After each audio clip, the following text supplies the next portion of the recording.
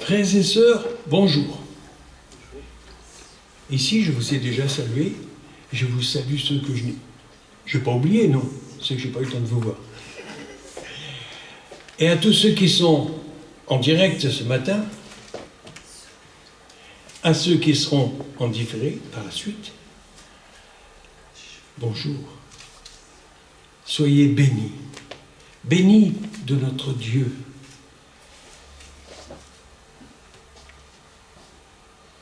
J'avais annoncé il y a quelque temps, la dernière fois que j'ai prêché, que je vous parlerai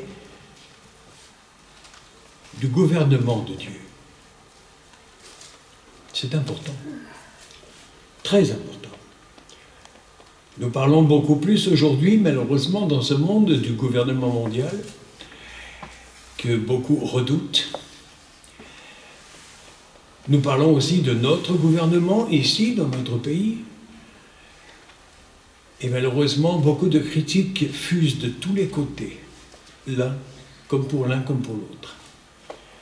Mais si nous parlions aussi du gouvernement de Dieu, comment Dieu a-t-il décidé de gouverner? Et comment le fait-il? Et depuis quand le fait-il?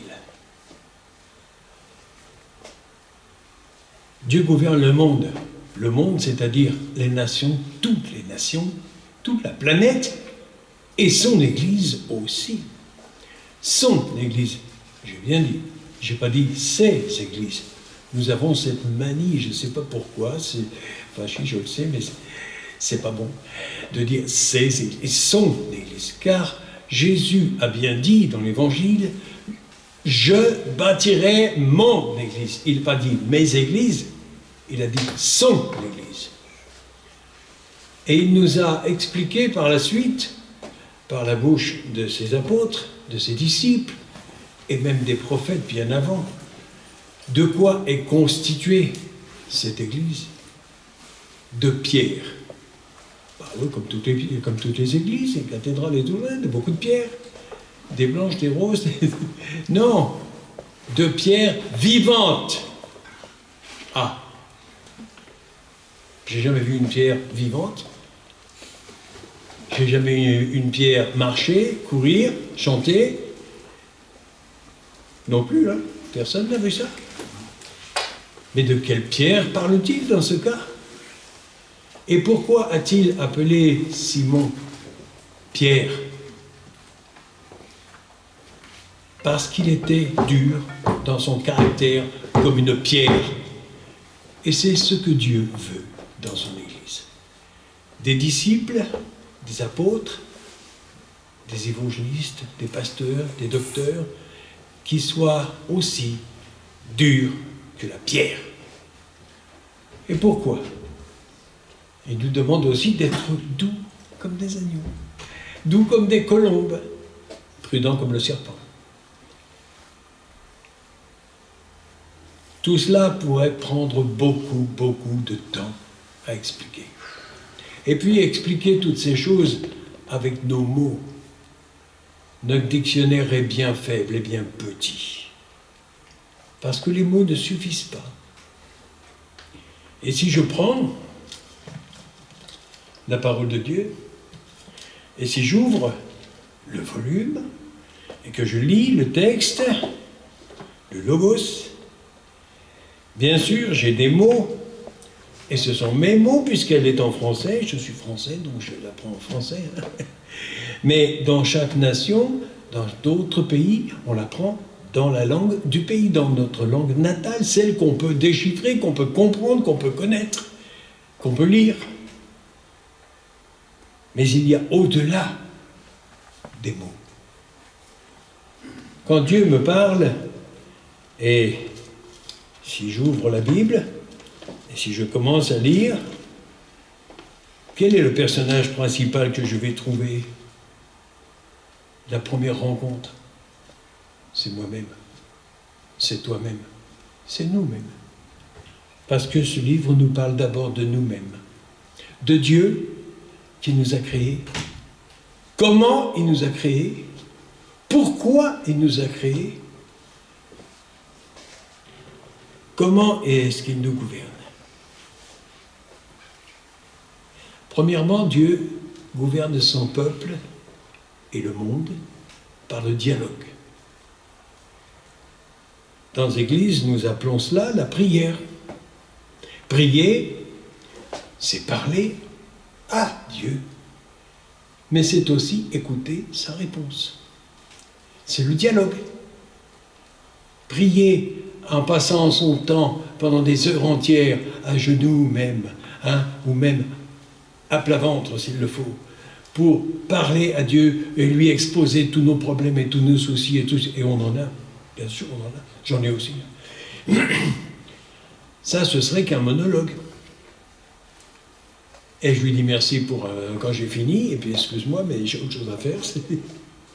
Ça, c'est pas la prière. Ça n'est pas le dialogue que Dieu attend. Dieu attend que nous prenions le temps de silence qui suit, ou qui précède aussi quelquefois, pour entendre sa voix. Entendre sa voix, nous pouvons l'entendre dans sa parole. Comment ? Eh bien simplement parce que quand nous lisons, nous n'essayons pas, nous ne devons pas essayer d'interpréter ce qui est écrit à notre façon, selon notre compréhension, selon notre culture, mais selon ce que Dieu veut dire.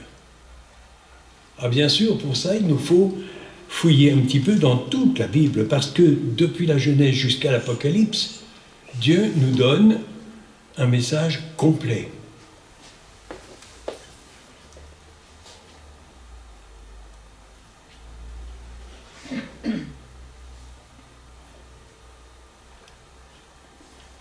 Techniquement, c'est bon ? On peut y aller.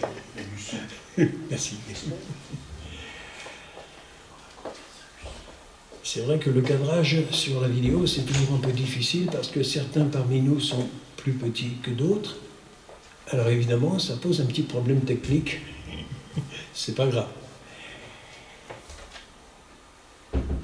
Quand Dieu nous parle, il nous parle d'une façon claire, nette, précise et simple. Mais quand les hommes essayent d'interpréter ces paroles, ça devient un peu compliqué. Et on a besoin d'explications. Or, dans la parole de Dieu, qui s'appelle aussi la Bible, nous avons des paroles qui sont complètes, parce qu'elles sont complétées par d'autres textes dans plusieurs livres à travers la Bible.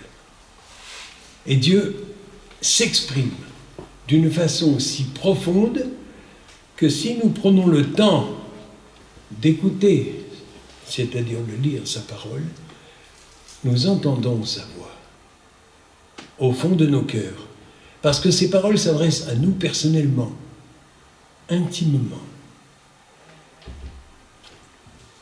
Et nous le découvrons dans les circonstances de nos vies.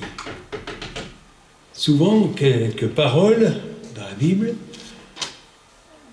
nous révèlent quelque chose que nous seuls connaissons.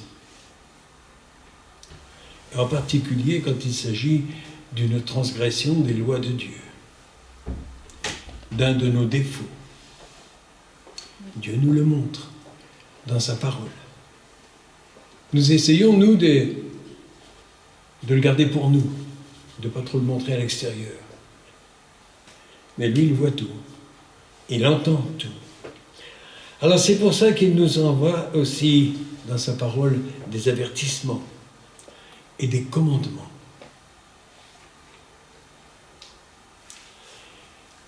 Il nous envoie, notre Dieu, l'Éternel, ses commandements dans sa parole.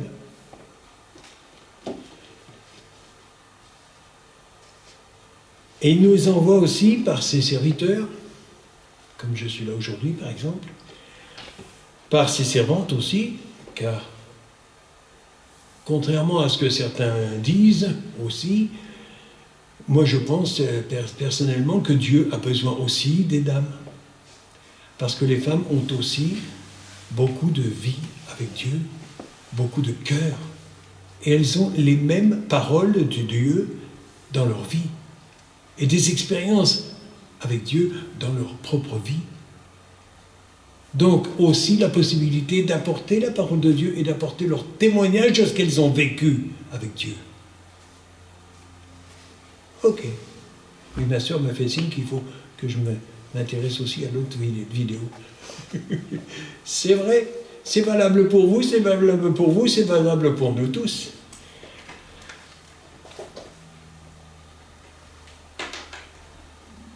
Ces serviteurs et ces servantes sont auprès de Dieu chaque jour, à chaque heure et en tout lieu.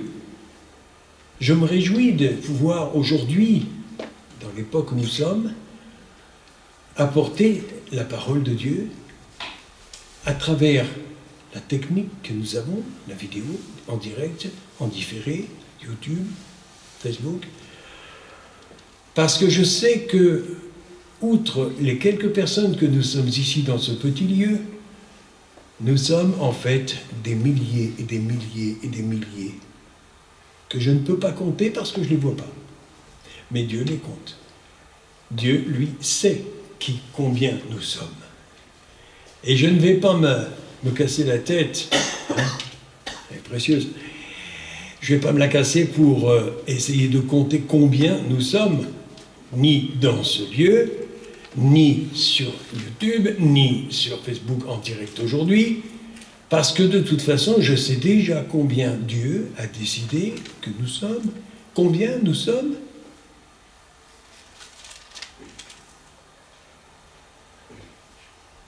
On essaye de compter. C'est vrai qu'avec la technique, on peut compter, on peut regarder combien sont en direct, présents, combien seront par la suite, nous verrons sur les vidéos, combien de temps, dans le temps, combien de personnes ont regardé, mais j'ai une certaine expérience dans ce domaine et je peux vous dire que tous ceux qui étaient présents ou qui seront présents ne figurent pas sur le comptage. Donc, il y en a beaucoup plus. Mais quand je regarde auprès de Dieu et que je lui demande, Seigneur, combien sommes-nous maintenant? Il me répond, c'est très simple, nous sommes un. Parce que nous sommes, nous, les enfants de Dieu, un dans un lien énorme d'amour, d'un amour incompréhensible. Ce n'est pas avec des mots qu'on peut l'expliquer, c'est en le vivant.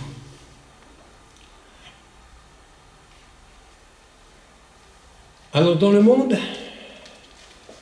comprend les nations de la terre, les continents. C'est vaste. Pourquoi? Pour nous parler de notre avenir à tous, à ceux qui étaient depuis le premier jour, depuis Adam, jusqu'à ceux qui seront le dernier jour, quand Dieu décidera que c'est la fin. Lui seul, nous on ne peut pas. Pour un avenir, mais un avenir éternel. Beaucoup de gens se font du souci pour leur avenir aujourd'hui. Pas seulement les jeunes. J'entends aussi autour de moi des personnes d'un certain âge qui s'occupent de leur avenir, en sachant qu'il est peut-être un peu plus court que pour les enfants, ou les petits-enfants, oui. Mais leur avenir, demain, qu'après-demain, qu'est-ce que je vais faire? Où est-ce que je vais aller? Où est-ce que je vais aller en vacances?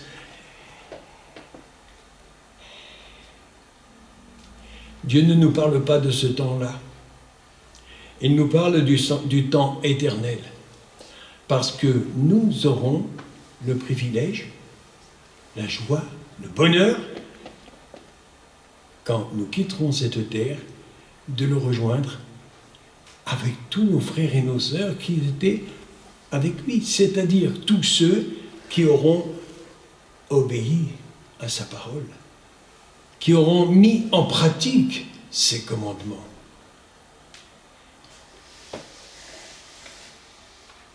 Il nous laisse beaucoup le choix, ce qu'on appelle aussi le libre arbitre. Le choix de dire, je crois en toi, je marche avec toi, je te suis, j'étudie ta parole, j'apprends, j'obéis à ce que tu m'as, à tes commandements. Ok. D'accord. Alors il nous appelle. Au début, il nous dit, suis-moi. Suis-moi. Là où moi je vais, tu viens avec. Là où je vais, c'est difficile, hein, c'est difficile parce que Dieu, en fait, il est partout. Et on ne peut pas être partout en même temps. Mais là où je t'appelle, là où j'ai besoin de toi. Alors par exemple, dans mon église locale où je suis ici, je n'y suis pas parce que j'ai voulu y aller. Je n'y suis pas parce que j'ai trouvé que c'était mieux qu'ailleurs. Loin de là. Je n'y suis pas parce qu'un pasteur m'a invité, appelé. Non, non, non. J'y suis parce que Dieu m'a demandé. Et au cours de ma vie, dans cette assemblée, dans cette église, dans ce lieu, je fais ce que Dieu me demande de faire. Je ne fais pas ce qui me plaît. Je ne fais pas ce que j'ai envie d'y faire. Je ne fais pas selon mes projets. J'en ai des projets, comme tout le monde, j'en ai plein de projets. Il y a des tas de choses que j'aimerais bien voir changer, réformer, tout. Mais Dieu ne m'a pas appelé à cela. Il m'a appelé à faire sa volonté. Alors j'ai peut-être dans mon cœur, dans ma tête aussi, des projets et un planning, un plan de travail important, comme tous nous pouvons avoir. Mais j'ai d'abord celui que Dieu me donne. Et le sien, croyez-moi, il est bien plus grand et bien plus beau et bien plus juste. Parce que moi, je réfléchis en fonction de mes projets, de ma façon de voir les choses, mais je ne vois pas toujours les conséquences de ce que j'ai projeté. Et c'est là qu'est le problème. Parce que Dieu, lui, qui est éternel, il nous connaît tous. Et il a connu avant nous tous ceux qui nous ont amenés à le connaître, que j'aime et que je respecte encore beaucoup. Tous ceux qui, avant, avaient amené à Dieu d'autres personnes, et ainsi de suite, qui petit à petit m'ont amené. Alors aussi bien, je peux aimer aussi bien Abraham, parce que si Abraham n'avait pas obéi, on ne serait pas là. Moïse, s'il n'avait pas obéi, on ne serait pas là. Jésus lui-même, Fils de Dieu, son Fils, Jésus lui-même, s'il n'avait pas accepté de boire la coupe, on ne serait pas là aujourd'hui. On ne serait pas là. Ni vous, ni moi. Ni vous, ni moi. Ok. Alors Dieu nous dit ensuite, dans son appel, reste avec moi. Viens, suis-moi, tu veux voir où je suis, tu veux voir qui je suis, viens, approche. Maintenant que tu es là, reste. Reste dans ma parole. Prends connaissance de ma parole. Pour moi, la parole de Dieu, je l'ai dit déjà plusieurs fois, mais je le répète encore, et je crois que je prendrai toujours plaisir à le répéter. Ce livre, pour moi, c'est comme le courrier du matin. C'est la parole que Dieu m'envoie, à moi personnellement, à vous aussi, à chacun de nous tous, partout au milieu de la planète, dans tous les azimuts, dans tous les continents, dans toutes les langues. Il veut que nous connaissions sa parole, sa volonté, sa personne, qui il est. Wow! C'est un sacré programme aussi, ça. Un merveilleux programme.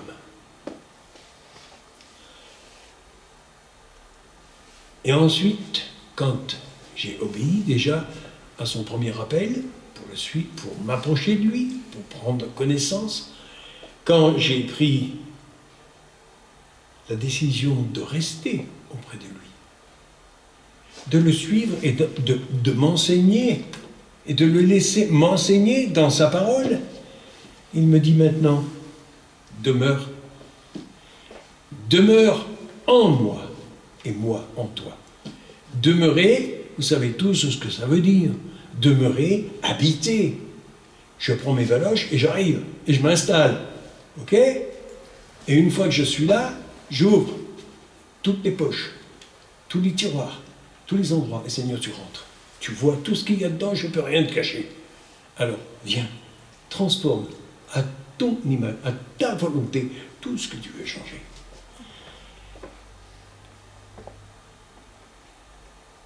Mais nous ne pouvons le faire que par son esprit.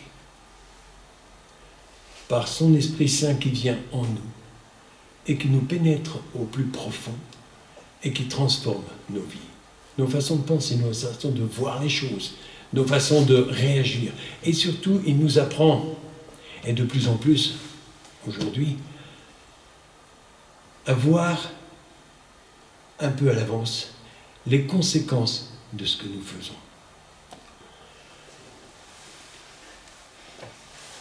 Quand je vais rendre un service à une personne, je ne vais pas seulement lui rendre service dans le temps et dans le lieu où je vais.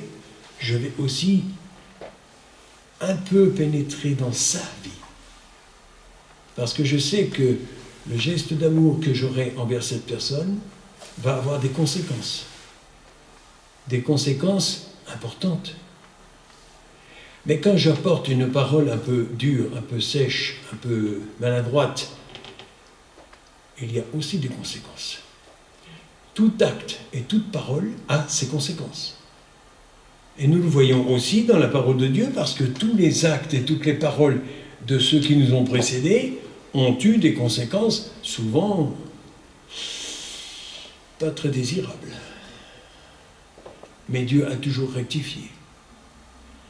Il a toujours ramené à sa façon. Alors, si je veux plonger vraiment dans la parole de Dieu pour savoir, pour avoir la substance de ce que Dieu me donne ce matin. Dans Genèse 26, au verset 5, « Parce qu'Abraham a obéi à ma voix, et qu'il a observé mes ordres, mes commandements, mes statuts et mes lois, la conséquence de cette obéissance, c'est que Dieu va accomplir sa promesse de le faire prospérer au plus loin, et que toutes les générations derrière seront bénies en lui. Parce que ces générations qui viennent derrière, tout le fruit de sa vie, est, comme il le dit, très bien,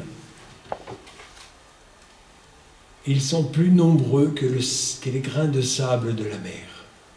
Les grains de sable, je suis allé plusieurs fois à la plage. Je suis allé plusieurs fois me dorer au soleil sur une plage. Mais à chaque fois, j'ai pensé à cette parole de Dieu qui disait les grains de sable de la mer, le nombre.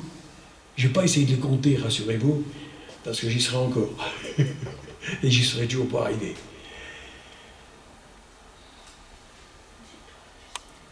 Dieu dit aussi comme les étoiles dans le ciel. Vous avez essayé de les compter? Même les grands astronomes, je ne parle pas des astrologues, c'est pas autre chose, c'est un autre poème. Les astronomes qui vont fouiller dans l'espace pour essayer d'y trouver quelqu'un qui répond, hein, pour essayer d'y trouver une autre vie. Je crois que ceux-là, ils doivent avoir un petit peu ras le chapeau de celles qui vivent ici. Alors ils essayent d'en trouver une meilleure là-haut. Mais où? On dit là-haut, là-haut c'est vite dit, parce que là-haut c'est aussi en bas, c'est à gauche et à droite, devant et derrière. Hein, parce que la planète elle est ronde et l'univers il est tout autour. Donc les étoiles, il y en a plus qu'on en veut. Et on n'arrivera jamais à les compter non plus. Dieu veut nous dire aussi par là que nos actes et nos paroles ont automatiquement des conséquences aussi innombrables que les étoiles, aussi innombrables que les grains de sable dans la mer, sur les plages. Nous pouvons nous en rendre compte quand nous vivons aujourd'hui et quand nous réalisons, et ça les grands astrologues, les grands archéologues, plus précisément, ont déjà commencé à comprendre, ça commence seulement maintenant, au XXIe siècle, ils commencent à comprendre que la Bible avait dit vrai et que tout ce qui est écrit s'est réalisé. Ça a été un fait. Ce ne sont pas des légendes, ce ne sont pas des histoires, ce sont des faits réels. Et quand nous regardons dans la Genèse, le premier livre de la Bible, qui nous parle depuis la création, nous y voyons des choses se dérouler, des faits et des paroles qui ont été prononcées et des actes qui ont encore aujourd'hui leurs conséquences et qui en auront encore. Dans le livre de l'Exode, chapitre 15 et verset 26, « Si tu écoutes attentivement la voix de l'Éternel, ton Dieu, si tu fais ce qui est droit à ses yeux, si tu prêtes l'oreille à ses commandements, et si tu observes toutes ces lois, je ne frapperai d'aucune des maladies, je ne te frapperai d'aucune des maladies dont j'ai frappé les Égyptiens, car je suis l'Éternel qui te guérit. » La désobéissance du peuple de Dieu l'avait emmené en Égypte. Conséquence douloureuse. Dieu veut nous dire ici que les conséquences de notre obéissance, parce qu'il ne le disait pas seulement aux Juifs, au peuple d'Israël, déportés. Non, il le parle encore aujourd'hui à nous. Si tu écoutes attentivement la voix de l'Éternel, et la voix de l'Éternel se trouve ici.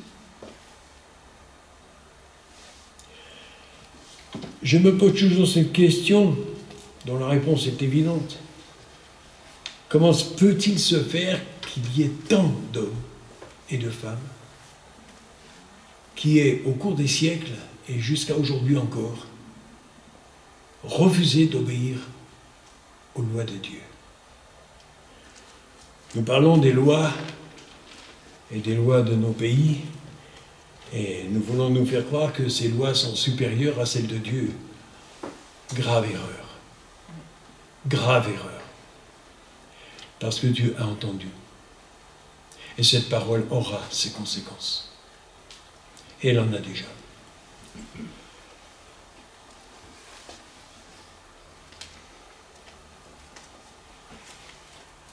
Le peuple de Dieu a obéi.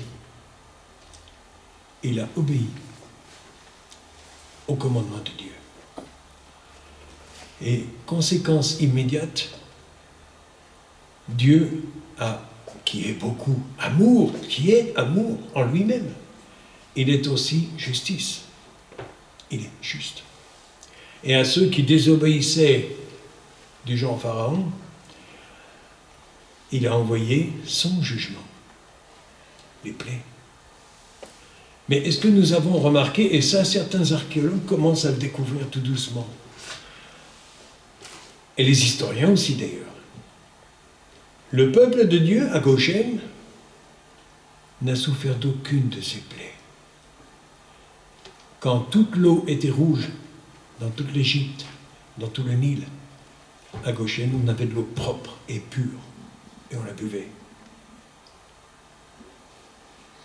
Quand les maladies sont venues, aucun du peuple de Dieu n'a été atteint de ces maladies. Quand le peuple de Dieu est sorti avec Moïse à travers le désert pendant 40 ans, suite à quoi? Conséquence de ses désobéissances et de ses râleries. Bon, on sait ce que c'est en France, hein? Râler tout le temps, réclamer, hein? Ok. Pendant tout ce séjour, C'est écrit aussi dans la parole de Dieu. Et les archéologues le découvrent petit à petit. Les vêtements, les chaussures, rien ne s'est usé. 40 années avec les mêmes godasses. Excusez, je n'ai pas essayé d'en faire autant. Je ne sais pas avec quoi elles étaient fabriquées, mais c'était vraiment du solide. Hein. Et ils ne sont pas morts de faim, ni de soif.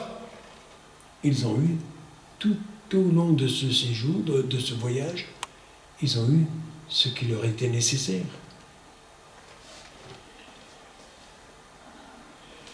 Parce que Dieu est le Dieu, selon Exode 20, verset 6, qui fait miséricorde jusqu'en 1000 générations à ceux qui l'aiment et qui gardent ses commandements. Ouah! Nous avons fait tous un peu l'école, certains l'université, mais il n'y a pas besoin de ça aujourd'hui. Quand on nous dit 1000 générations, si je dis qu'une génération, c'est environ 45 ou 50 ans à peu près, hein. Bon, les avis sont très divers là-dessus, même que ce serait que 30 ans. Une génération, 30 ans seulement. 1000 fois, ça fait quand même 30 000. 30 000 années. On ne les a pas encore vécues, mes enfants. On en mène très loin. Ce qui veut dire que, en fait, en clair, la miséricorde de Dieu, sa grâce, sont éternelles. Absolument éternelles. Elles étaient déjà, elles seront encore. Alors pour ceux qui n'ont peut-être pas entendu et qui n'ont peut-être pas compris non plus, ça, je sais que ça existe, j'en ai beaucoup vu, ceux qui n'ont pas fait la différence entre la grâce et la miséricorde. En fait, il n'y a pas de différence. C'est un complément l'un de l'autre. L'un est complémentaire de l'autre. La grâce, c'est quoi? La grâce, c'est tout ce que Dieu nous accorde et que nous n'avons pas mérité. Et là, on peut commencer à compter, on n'a pas fini. Hein. Parce que tous les bienfaits de Dieu qu'il nous accorde, aucun de nous ne les a mérités. Et la miséricorde, eh bien la miséricorde, c'est tout ce que nous avons mérité qu'il nous épargne. Le peuple de Dieu dans Goshen, dans l'Égypte, avait mérité par sa désobéissance, par ses idolâtries. Il avait mérité la mort, la destruction totale. Et Dieu ne l'a pas accordé, il les a sortis d'Égypte. Par nos désobéissances, par notre péché. Parce que le péché, c'est la transgression de la loi. Donc la désobéissance aux lois que Dieu a édictées. Et ces lois, elles ne sont pas étrangères, elles ne sont pas nouvelles, elles ne sont pas extraordinaires par elles-mêmes. Parce que, en fait, les lois qu'on a aujourd'hui dans nos pays, et pas seulement la France, mais les autres pays également, d'où sont-elles tirées, sinon des textes bibliques? Alors nos racines sont dans la parole de Dieu, quelle que soit notre nationalité. Et si Dieu nous a demandé d'obéir à ces lois, ça n'était pas pour faire de nous des petits robots qu'on remonte et qu'on envoie là où on veut, qui vont faire seulement ce qu'on veut. Non. Il nous a donné l'appel, donc le libre choix, de dire oui ou de dire non. Beaucoup ont dit oui. C'est ce qu'on appelle les chrétiens, les enfants de Dieu. C'est l'Église de Dieu, de Jésus. Et puis ceux qui ont dit non, c'est ceux qui veulent vivre selon leur propre volonté. Mais la propre volonté de l'homme, elle est grande comme ça. Hein. Et la volonté de Dieu, je n'ai pas les bras assez grands pour vous dire comme elle est grande. Et si nous voulons ne vivre qu'en fonction de notre volonté, de nos projets, de nos lois à nous n'irons pas très loin. Nous n'irons même pas loin du tout. Si je continue dans les Écritures, dans le Lévitique au chapitre 5, verset 17, lorsque quelqu'un péchera en faisant sans le savoir, ça m'a paru curieux quand j'ai commencé à lire ce texte, contre l'un des commandements de l'Éternel, des choses qui ne doivent pas se faire, de qui parlons-nous? Des pécheurs. Des pécheurs qui ont voulu faire selon leur volonté. Et nous en avons été des pécheurs. Même si aujourd'hui nous sommes rachetés par le sang de Jésus.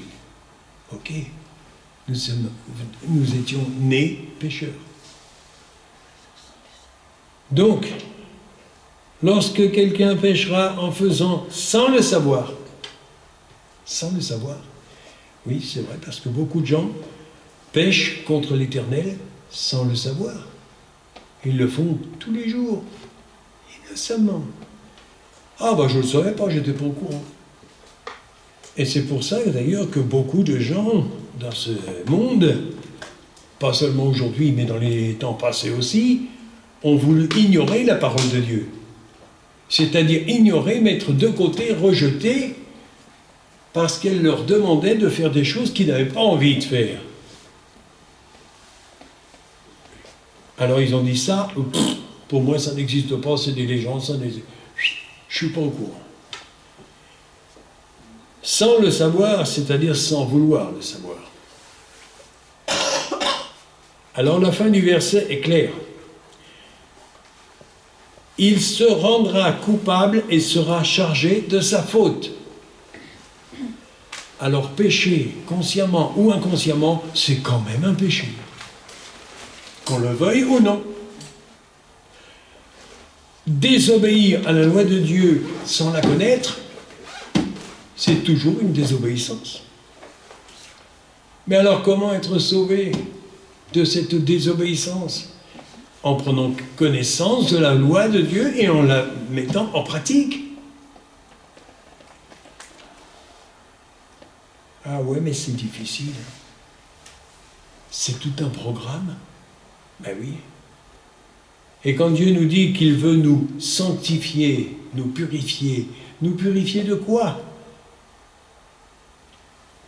Essayez d'imaginer un instant un morceau d'or qu'on vient de sortir de la mine. Il y a dedans des scories, des cailloux, des impuretés.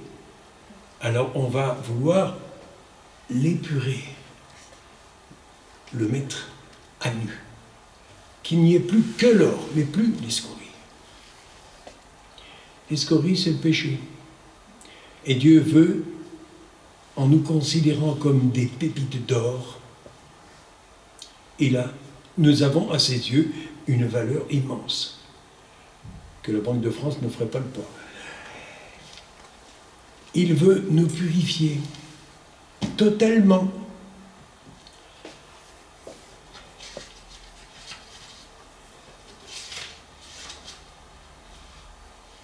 Si j'avais voulu, j'aurais pu durer jusqu'à ce soir, parce que des versets, j'en avais plein.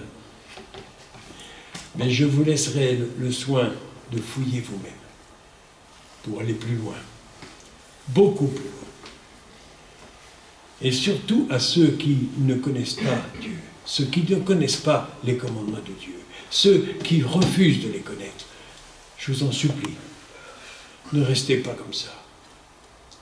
Ne restez pas dans cet état-là, pécheur. Vous pouvez être purifié, nettoyé.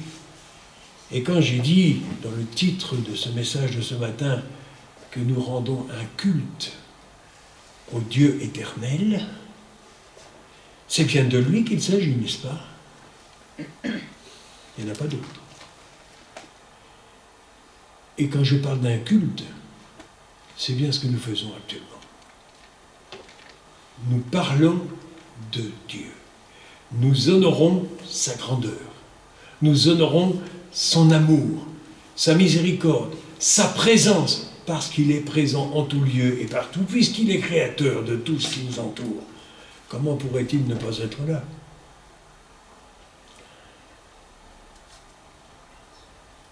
Et s'il existe un homme ou une femme, un humain, qui veut se cacher de Dieu, bon courage. Bon courage, parce que se cacher de Dieu, qui est le créateur de l'univers tout entier, et qui connaît chaque petite parcelle, chaque cellule de nos corps, de nos vies, celui qui nous a créés. Essayons de réagir un instant, de comprendre. Je mets ma main sur ma main. Ok? C'est cette image, je l'ai eue ce matin en me réveillant. Est-ce que je sens? Est-ce que je sens la constitution osseuse, artérielle, l'épiderme, tout ça? Cette merveille que Dieu a fait. Et pas seulement celle-là, les vôtres aussi. Hein? Le corps tout entier. La planète tout entière. Et on peut admirer la présence de Dieu et sa création en regardant la nature elle-même, tout ce qu'il y a autour de nous, parce que nous avons construit de beaux bâtiments, les beaux hôtels et tout ça, c'est autre chose. Mais quand nous regardons la mer, les montagnes, le sable du désert, même le désert est beau. Il est présent. Il est toujours présent. Beaucoup de chants dans l'Église, dans plusieurs églises, dans presque toutes les églises, demandent toujours, Seigneur, plus de ta présence.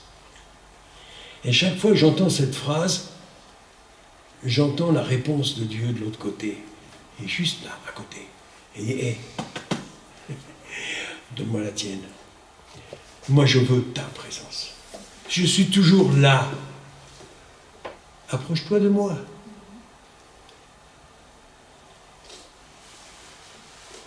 Et ce Dieu dont nous venons de parler, ce Dieu, eh bien, mon ami,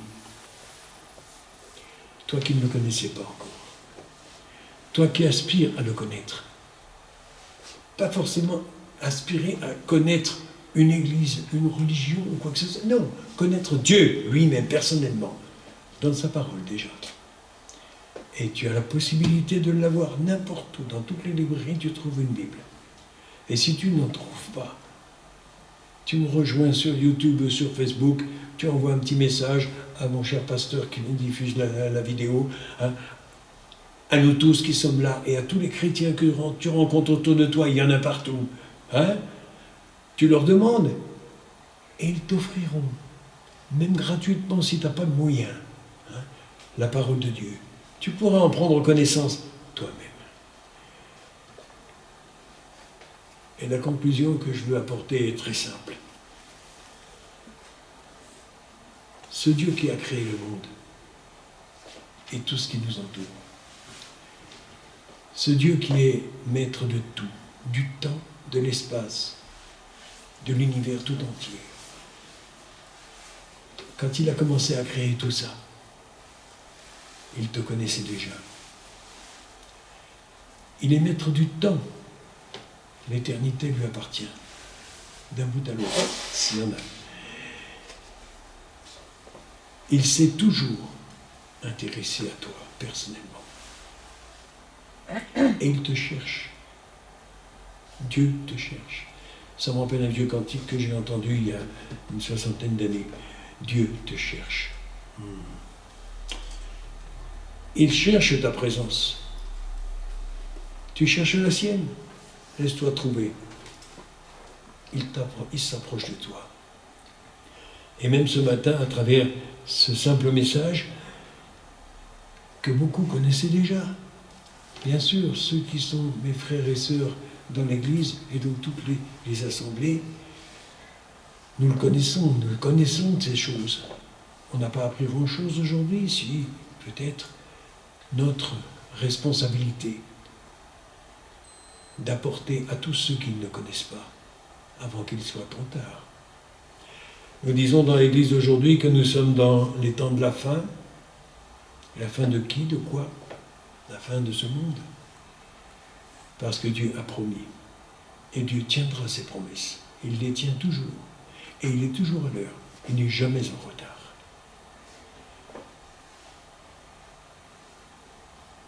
Alors si Dieu a préparé depuis si longtemps ta rencontre avec lui, votre rencontre, peut-être aujourd'hui, peut-être demain, mais de préférence aujourd'hui.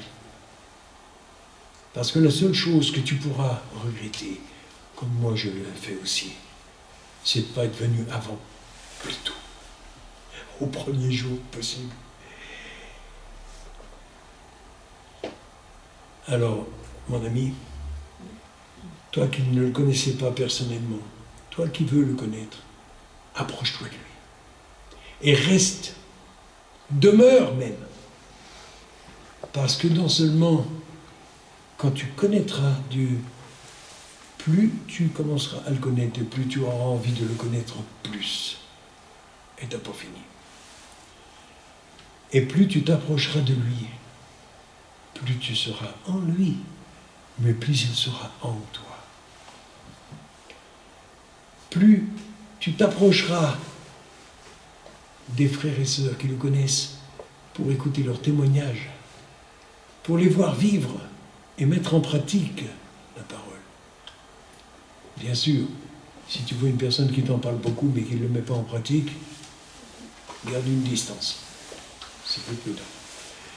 Mais ceux que tu verras le mettre en pratique, approche-toi encore un peu plus.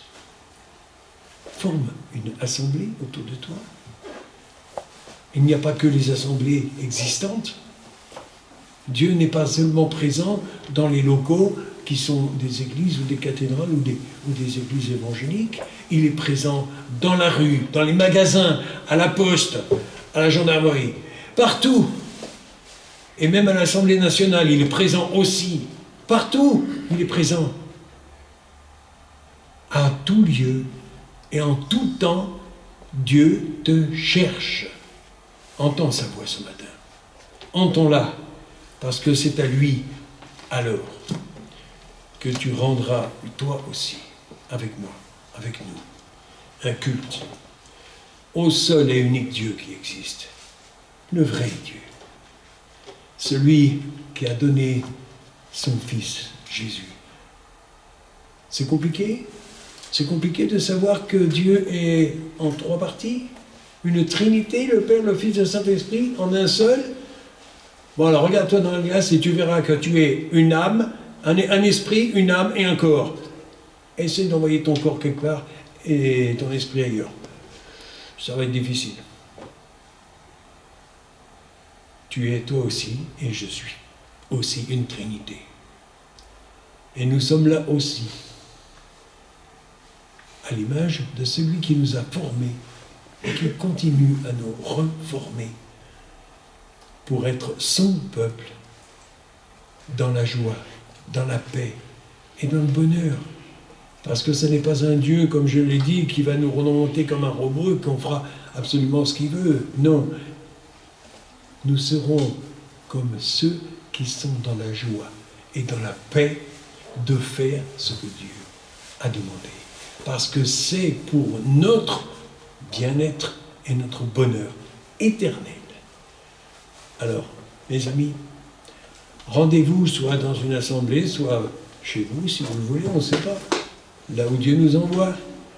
Mais rendez-vous en tout cas dans l'éternité, ensemble, avec lui. Amen. Merci Seigneur pour ta parole. Elle est merveilleuse. Et c'est vrai qu'on pourrait y passer des jours et des jours et des mois et des années à expliquer. Mais toi, tu le fais beaucoup mieux que nous. Et par les circonstances aussi, par les événements, tu nous parles. Et tu parles à tous. J'ai eu la connaissance de frères et de sœurs qui ont vécu un véritable enfer dans leur vie. et que tu as ramené à la vie, que tu as remené toi par ton esprit.